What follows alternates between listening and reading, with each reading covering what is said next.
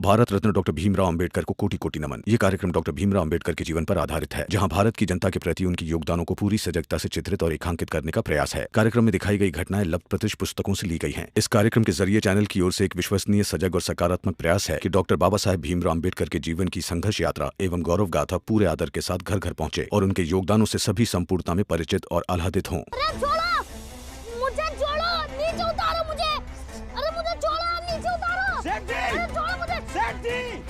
सेठ जी बाहर आओ। सेठ जी, अरे मुझे छोड़ो मुझे। ध्रुव, इसे क्यों पकड़ रखा है? क्या किया इसने? सेठ जी, ये आपका बेटा वहाँ बाजा बजा रहा था। जिन लोगों की परछाई से हम दूर भागते हैं, उनके घर में जाके खाना खाता है। अब और बर्दाश्त नहीं करेंगे।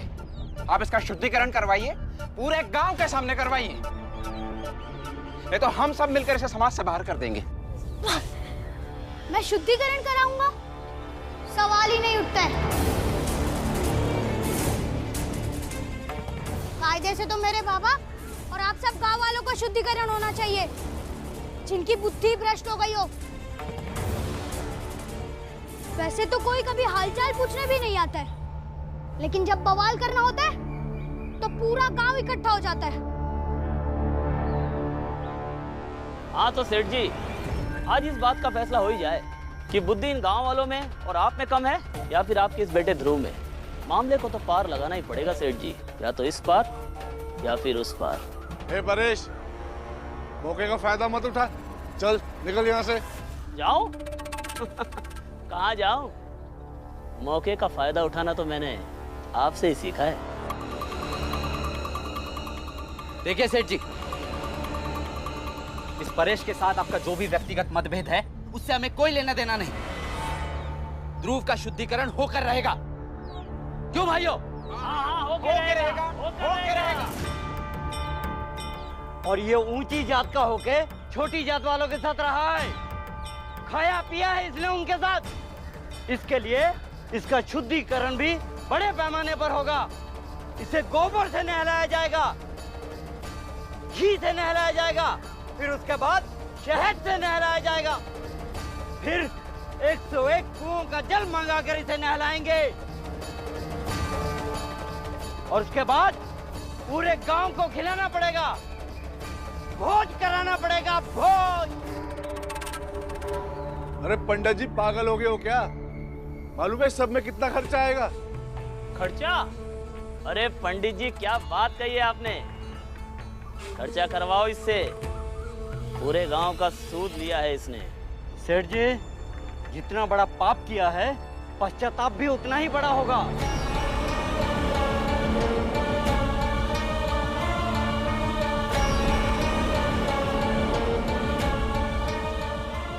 तो ठीक है, जो करना है करो, लेकिन आज क्या सब निपटना चाहिए। मैं नहीं करवाऊंगा शुद्धिकरण। देख ध्रुव, तेरी मनमानी अब नहीं चलेगी। इस गांव में, इस समाज में और इस घर में अगर रहना है तो शुद्धिकरण करवाना पड़ेगा। मैं आपका गांव, आपका समाज और आपका घर सब छोड़ दूंगा, लेकिन शुद्धिकरण नहीं करवाऊंगा। पकड़ लो इसे और बांध दो किसी पेड़ के साथ। मैं भी देखता हूँ ये शुद्धिकरण कैसे नहीं करवाता। चल, चल। दूर दूर हटो सब लोग, दूर हटो। ध्रुव, दूर हटो, आगे नहीं बढ़ना, वरना मैं अपना गला काटकर जान दे दूंगा बाबा। हटो, दूर हटो, दूर हटो। दूर दूर दूर बाबा, दूर, पास मत आना, वरना मैं अपनी जान दे दूंगा। ये क्या हो रहा है ध्रुव?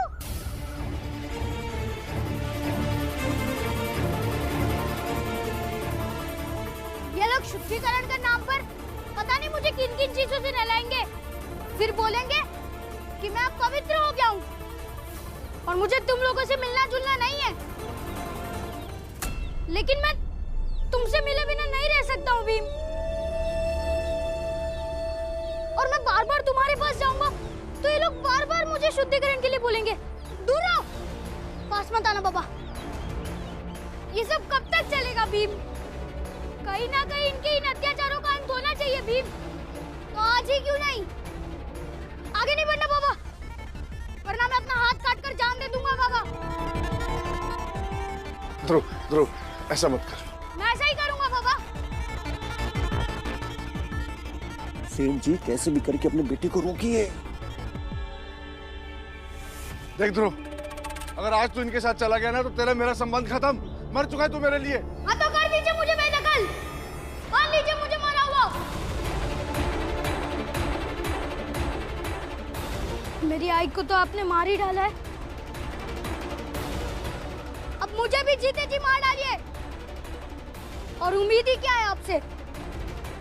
ऐसा मत बोलो ध्रुव, ये गलत बात है। वो बाबा है तुम्हारे। ध्रुव बेटा मेरी बात सुनो, बाबा जो कह रहे हैं ना मान लो, शुद्धिकरण कर लो बेटा। देखो बेटा मैं जानती हूँ कि भीवा तेरा सबसे अच्छा दोस्त है और तू उससे बहुत प्रेम करता है, लेकिन ये जान ले कि भीवा के बिना तू जिंदगी जी पाएगा, लेकिन छत के बिना, परिवार के बिना, अपने बाबा के बिना जिंदगी जीना बहुत मुश्किल हो जाएगा बेटा। मान ले मेरी बात। मैं जी लूंगा काकी।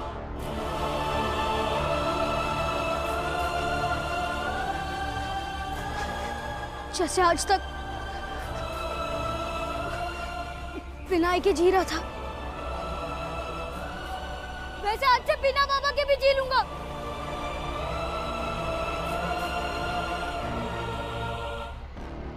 और जिनके पास इनके जैसे दोस्त हो ना, तो जिंदगी जितनी लंबी हो आसान लगने लगेगी।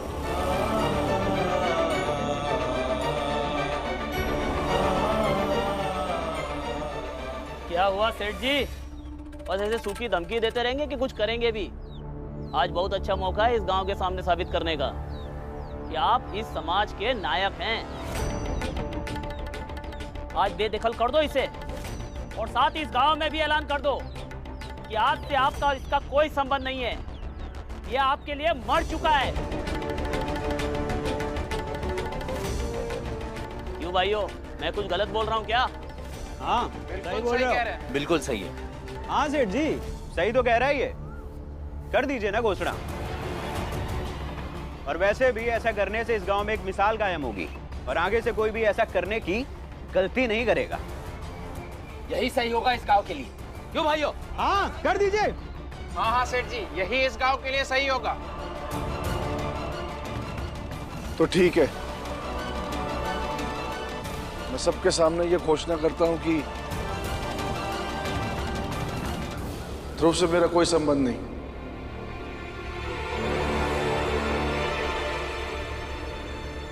आज से ये मेरे लिए मर गया और मैं इसके लिए मर गया।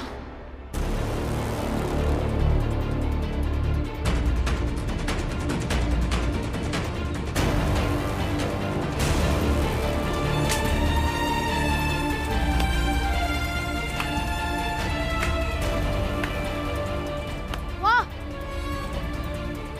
देखा भीम तूने, मैं जीत गया और अब मैं आजाद हूँ।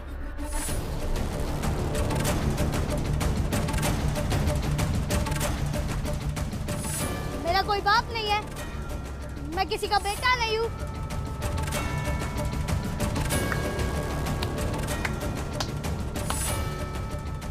ऐसा मत करिए सेठ जी, ऐसे बेघर कर देने से, पिता का साथ छीन लेने से ध्रुव बदल थोड़ी ना जाएगा।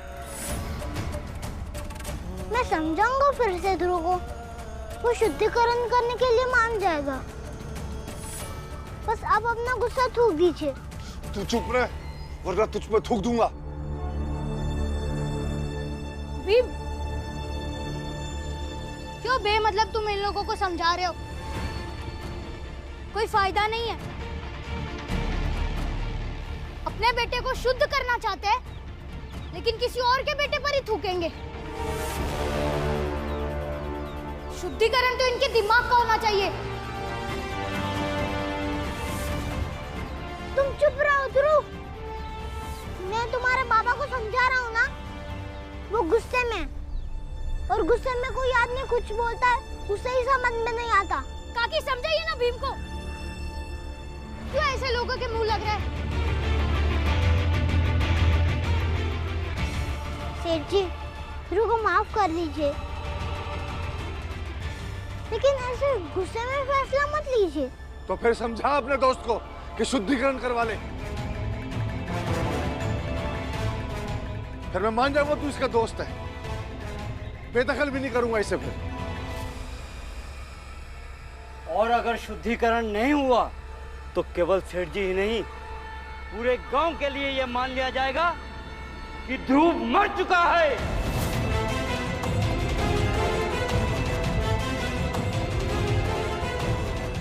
फिर इसे मरा हुआ मानकर विधिवत इसका श्राद्ध करेंगे हम।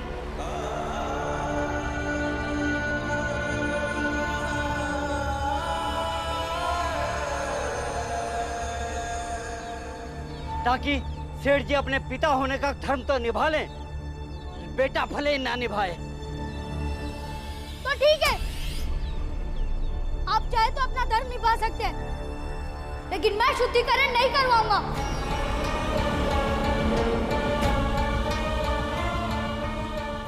मैं भी मान लूंगा कि मैं आई के साथ मैं भी आपकी लगाई हुई आग में जल गया, क्योंकि मैं आपकी पाप की कमाई में हिस्सेदार नहीं बनना चाहता हूँ।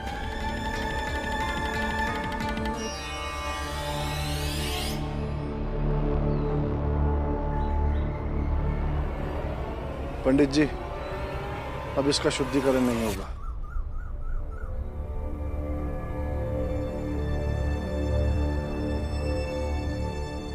पूत जब कपूत हो जाता है तो उसका शुद्धिकरण नहीं, श्राद्ध किया जाता है।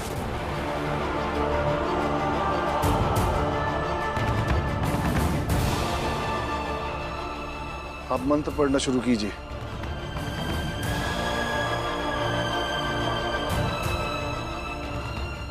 मैं सीने पे पत्थर रख लूंगा ताकि मुझे तकलीफ ना हो।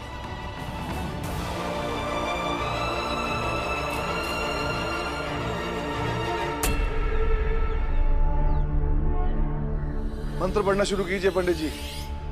ओम विष्णुर विष्णुर तथ्यो तदम्य विशेष गुण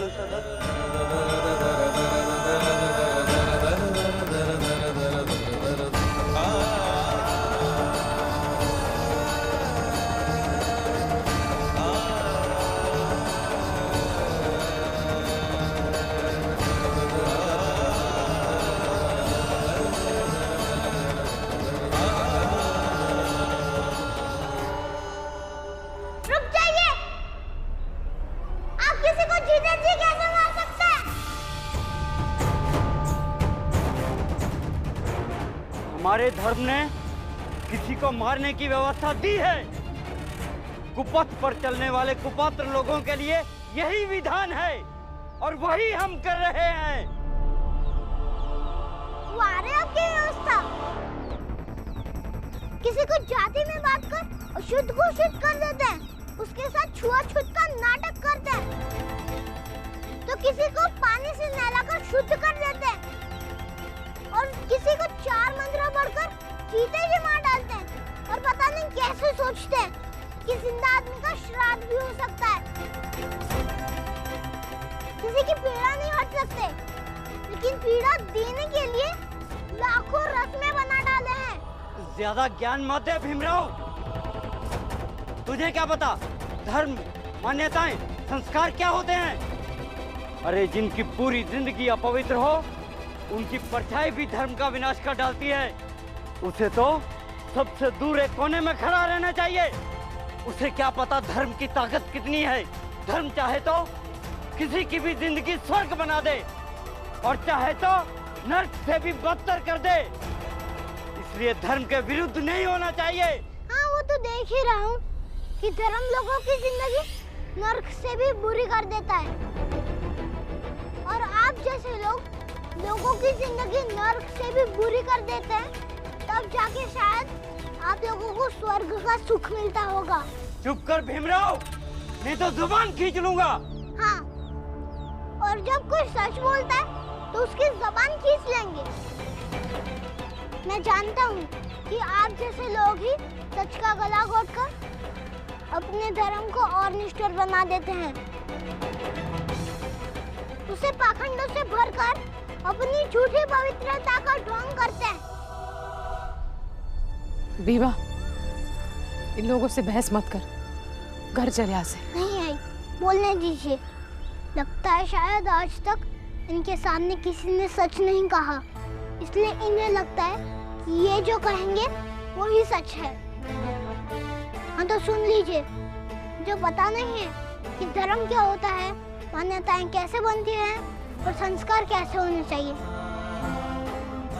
लेकिन बाबा कहते हैं कि ये सब चीजें जिंदगी को आसान बनाने के लिए होने चाहिए, ना कि इस कदर मुश्किल जितना आप लोग मेरे मित्र ध्रुव को बना रहे हैं।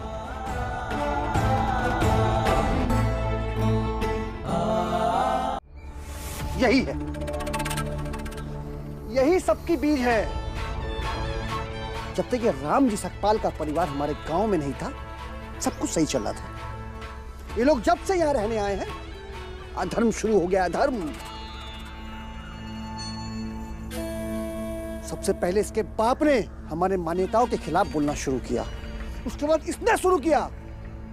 और बोलता क्या? आप लोगों को पता है, ध्रुव से पहले भी ये और एक लड़के को घर से भगा चुका है। अगर ऐसा ही चलता रहा ना, तो हम सब के लड़के बागी बन जाएंगे। सदियों से चली आ रही हमारी संस्कृति, धर्म और समाज को नष्ट कर देंगे। इसलिए मैं कहता हूं, अगर बचानी है अपनी संस्कृति, धर्म, परिवार को, तो इसको खत्म कर देते हैं।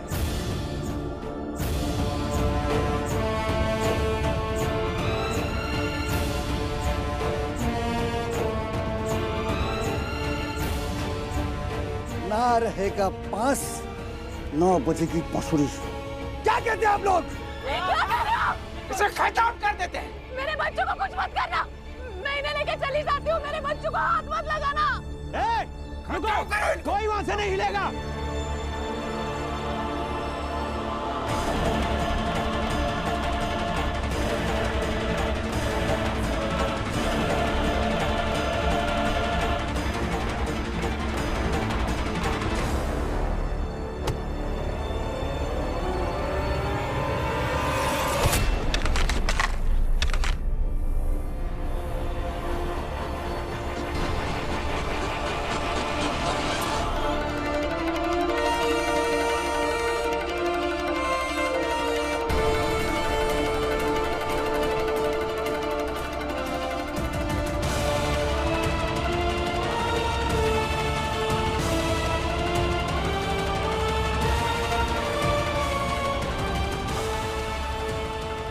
जब तक रामजी सकपाल जिंदा है, तब तक उसके बच्चे, उसकी घरवाली और उसके पूरे परिवार का कोई बाल भी बाका नहीं कर सकता।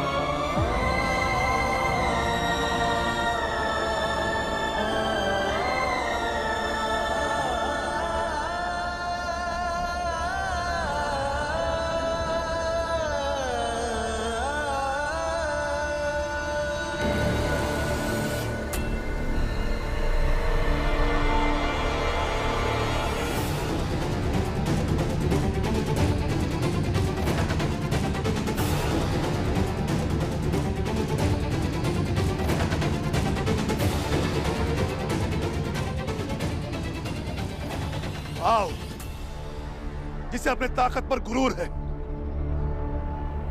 आज मौका मिला है तो सबको बता ही देता हूं।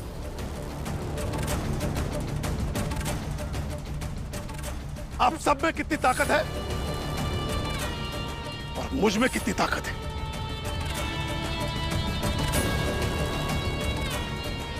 यकीन नहीं आता तो आजमा के देख लो। इसी को छोड़ूंगा नहीं। आप सब मिलकर भी मेरे परिवार का कुछ नहीं बिगाड़ पाएंगे।